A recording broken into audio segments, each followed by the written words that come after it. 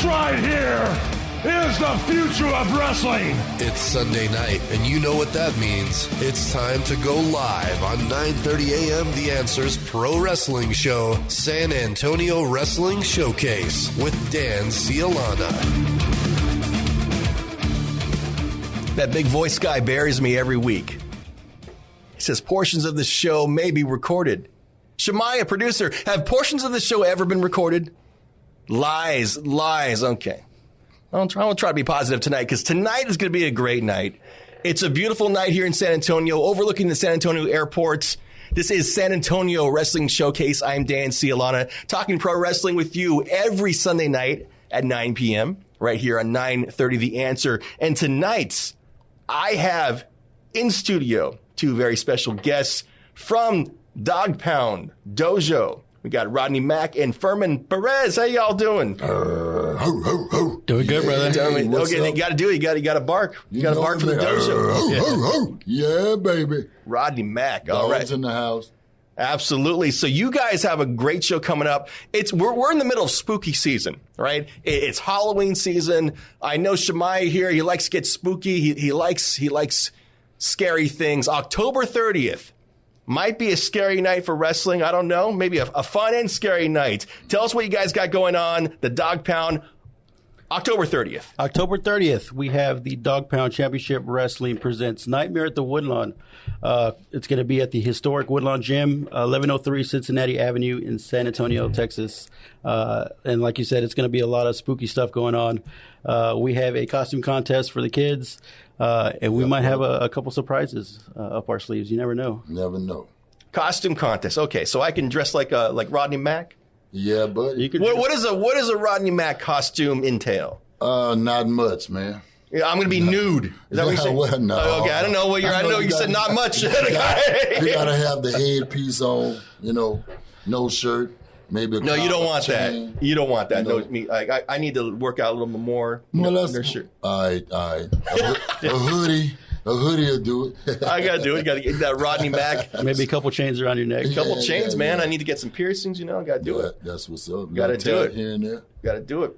We won't know who it is. Is that Dan? Is that little chubby guy, or is that Rodney Mack? Nobody's going to know October 30th for your show there. Okay, so Dogg Pound Wrestling Dojo, right? You're a wrestling school here in San Antonio, right? You're putting on this show. Now, everybody who's going to be in this show, is it all going to be wrestlers from the training with you guys, or other people from outside too? No, Dogg Pound Championship Wrestling, which is the name of the wrestling company, it's not just a student show. Okay. Yes, it's involved guys from all over the world. Matter of fact, we have guys like world champions, like the NWA world champion, former world champion Jax Dane. We also have guys like WWF, WWE legend Charlie Haas, and various guys from all over the country that'll be there. Absolutely. October 30th. It's going to be a great show. Something that I've noticed, not the only one who's noticed this, but just the explosion of women's wrestling in the last few years, especially in the independent scene. So who are some of the women that you guys are looking forward to seeing October 30th from the dojo? Well, one of our main matches that we do have coming up, Tracy Taylor versus AEW Dark superstar Maddie Rinkowski, which of course is very, very talented. And Trixie, Dogg Pound student. Dogg Pound student. So it's actually a triple threat women's matchup. It's a first triple threat women's matchup that we have at the promotion. Of course, last month we had Misty Marks, and who's our other one that we had?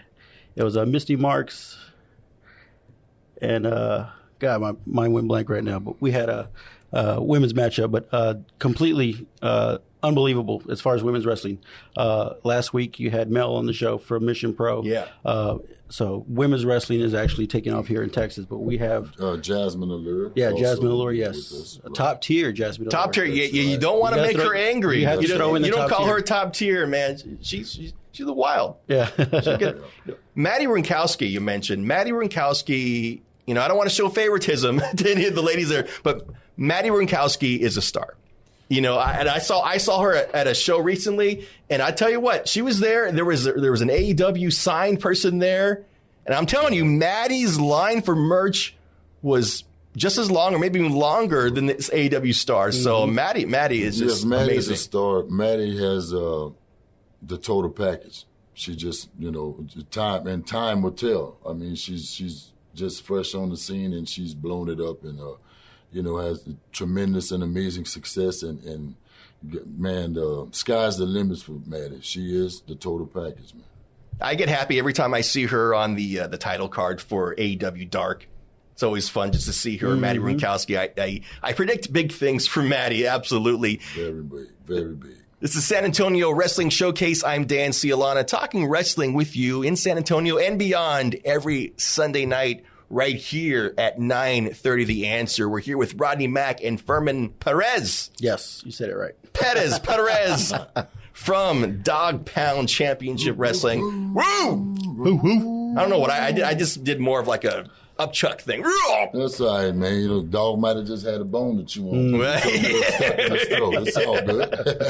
October 30th. Now, we were talking before the show about how you guys kind of rear these up-and-coming wrestlers. And listen, wrestling is an entertainment. It's loud, it's in your face, and sometimes there's a lot of egos involved in wrestling. So when a young guy or young girl comes to the dojo there, and they already got a big head because they think they're going to be the next superstar, how do you guys kind of bring them down to earth and say, hey, hold up a minute? Well, first and foremost, you do have to have an ego. We all have egos in this business, and without one, then you really, you're not worth much.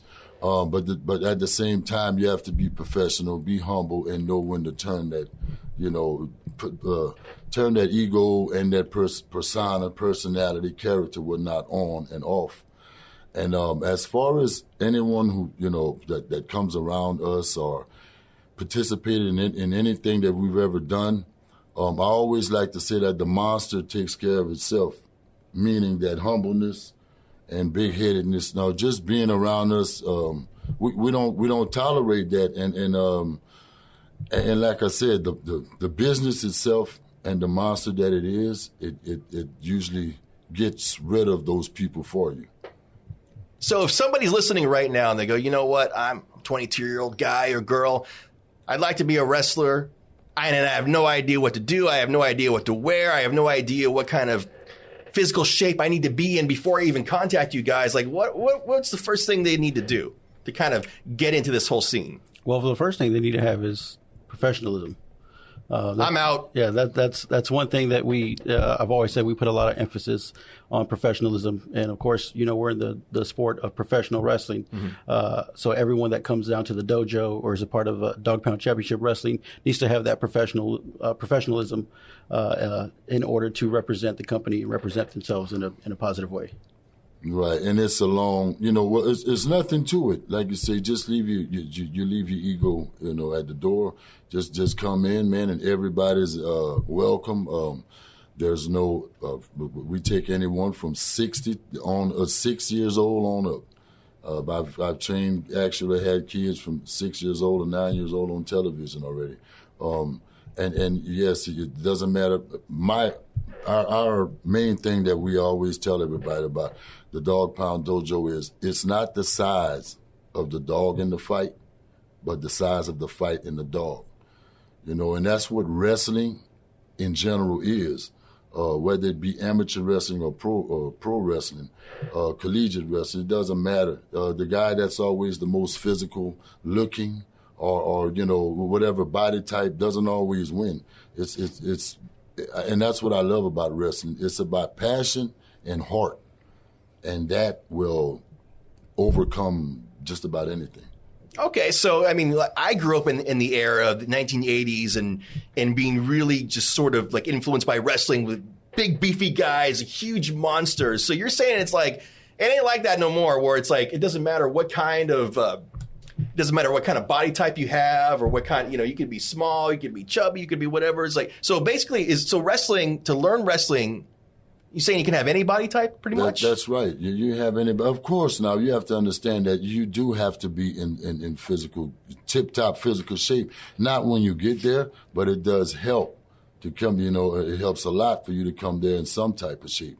And the only way you can get in wrestling shape is to participate in wrestling in ring shape. You could run, you can do cardio, you could ride a bike, you could take spinning classes, and you can do it for hours. You can get on the street and run for hours, but 2 minutes or 30 seconds to 45 seconds in a ring will blow you up tremendously. It's just a total different monster. Yeah, absolutely. Some of the students that we have at the Dog Pound, of course, I've been with Dog Pound Dojo since about February, and some of the students, when I first saw them, you can tell that they wanted to get in there and they have the passion for it, but they didn't know how to bring themselves out. A couple months later down the road, you can see it now. They're starting to get better and better in the ring, out of the ring, the way they carry themselves. These guys, there's a fire that burns within all of us, but it just takes the right certain people to bring that out in you. And of course, with Coach Rodney and Coach Jazz at the Dog Pound, they bring out that fire, and these guys are getting so much better. I'm really proud of all of them. Right, and it helps, just to talk a little bit about Jazz and myself. We've been doing this a long time. I've been actually training or teaching or coaching wrestling since I was about 10 years old. Yes, so, what I understand is people, and that each and every one is different. And I treat everyone the same, but different, if that makes sense, because some people needs so to speak, a pat on the back. Some needs a foot in the butt. But some people, you have to know which individual can take that and needs that. And that's a skill in itself. It comes, with so many years and a hands-on with training and teaching different people. So, it takes, I think, a certain skill to be able to reach everyone. And that's my goal, to reach each and every individual that comes through. And as my thing is, if they show up, then, it's my job and my obligation to reach them. It may take 1 week for some people. It may take 6 months for some people. It may take 2 years, But it's all about just being steady and just just being steady and knowing that it's a process. Yeah. Talking to Rodney Mack and Fermin Perez from Dog Pound Dojo. October 30th, got a big show coming up, the Halloween show. What's the name of this Halloween show you guys got going on? Nightmare at the Woodlawn. That sounds kind of scary. Nightmare. That's going to be scary. See, I'm scared already. Yeah. And then just while we're talking about the historical Woodlawn Gym, we're now nicknaming it The Pit, which is where dogs or any other MMA guys or whatnot, that's where we get down in the pit. Nice. So that's the whole atmosphere and aura that we want, old school wrestling, in your face, competitiveness, and that is, I understand it's entertainment, but that is the form of entertainment that we're trying to bring back. Furman, speaking of being scared, I saw you post recently. I saw Furman post about when you first started hanging out with the dojo there. You were intimidated. You were starstruck by Mr. Rodney Mack here and his wife, Jazz. Yes. Well, I've always been a fan of professional wrestling since the age of 3. So I grew up watching professional wrestling, and I actually used to watch Rodney Mack and Jazz on TV.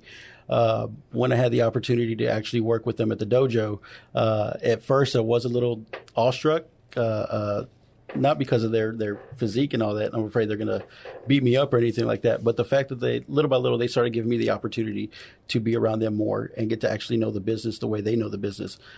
Very humbled, very appreciative and grateful for the opportunity that they've given me, and just to be a part of this. For me, it's a living out my childhood dream, just to be a part of professional wrestling. That's awesome. Now, Rodney, do you ever have to deal with people who, maybe like Furman, who are wrestling fans, and then they show up and they see you in Jazz and they kind of treat you like you're celebrities, and they're just kind of like, oh my God, I remember. Do you ever have to have that talk? Go, listen, I'm your coach. Like, stop trying to be, stop treating me like a star. I'm your coach. And this is 2021. Yes, it happens all the time. Yeah. You're like, thank you, but yes. And it's great. I mean, for people to come up to you and tell you how much they appreciate the things that you've done in the past, and that you're that person they looked up to and whatnot, and also that now that person has given you the trust of their lives and their career and put that in your hands. I don't know, it's humbling, and it's I don't know really the words to describe it, but it's a great feeling, and it's a sense of a huge responsibility, and I really take that to heart, that when a person comes to me and wants me to train them, that they know I'm not just your coach. I let them know I'm your dad, I'm your big brother, your uncle, your little brother, your best friend, your worst enemy, all that stuff. But that comes with the territory, and when they learn to trust, they need to trust me with that, because they're trusting me. I mean, they're trusting me with their lives, and putting them in the right direction to accomplish their dreams. So, it is what it is. You got to be the mom, the dad, the booker, the manager, all that stuff. Mm-hmm. Absolutely. We're talking to Rodney Mack and Furman Perez from Dog Pound Championship Wrestling. They got a big show coming up October 30th. That's adult Halloween. That's the real Halloween, October 30th at Woodlawn Gym there, the pit. I'm sorry, the pit. At the pit. I'm listening. That's I'm paying right, attention. I'm paying attention here. Absolutely. Now, I got to ask you, speaking of scary and Halloween, I'll just say this. Like, you guys got this clown person, and, I saw this video. Stewie the Clown. And, see, I didn't want to say the guy's name. I'm just, Yeah, don't say it too many. It's like Candyman, or he's saying he's going to appear in this window here. He's gonna, I thought I saw him in the video coming up here. Because, geez. Maybe I'm late to the game because I just saw the new It movies, Chapter 1 and 2, a couple weeks ago. It's fresh on my mind. This guy scares me, and I'm just gonna say, like, he's evil. Evil. Like, what's that guy's deal? I mean, should I sit in the back and kind of protect myself from this man? We should just have you come out to the show, and you can meet him. Is he gonna be in person? Yes. This guy? Yes, he is. Yes. Oh. Yes. And he's got that evil stare in his eyes. See, even this picture, I think this picture I'm seeing online on Eventbrite. He's a very interesting guy, really, and very mystique. I mean, nobody knows much about him. The guy has not been not been around real long, but he's very mysterious in what he does. Not too many people know too much about his personal life or who he really is. He wants to get paid in cash, won't tell you his real name. I'm glad I don't think I want to know his personal name. You don't want to be liable for that. Not at all. I mean, that guy's world. Oh, my God. Yeah, he's making a great impact, a pretty big impact in the wrestling business. Well, just, obviously a very colorful kind of persona. So how do you help these wrestlers up and coming? Maybe they come in with these ideas like, listen, since I was 5 years old, I always knew this will be my wrestling gimmick. Right. How do you talk to them and go, well, listen, like, that's cool what you want when you're 5, but here's what we see for you. How do you kind of guide them? Basically, in so many words, like what you said, we put them through. First of all, you tell me what your character is or whatnot, and then we try to dress that character with not only the clothing or dress apparel, but with moves and body language and whatnot. So if you're, I don't know, so you can't come in wanting to be Batman or what I'm saying, and you just don't fit. But so we let them. It's very heartbreaking most people, but after a time and the process, they usually figure it out for themselves. And I usually tell them all, it's great you come in with some type of idea, of course, but at the same time, be willing to be a blank canvas, and you just come in there and learn things. And as you learn things, it will, you will learn to pick and choose and pick things that fit you according to your athletic ability or whatnot. And then, so on and so forth. But once again, it's a process.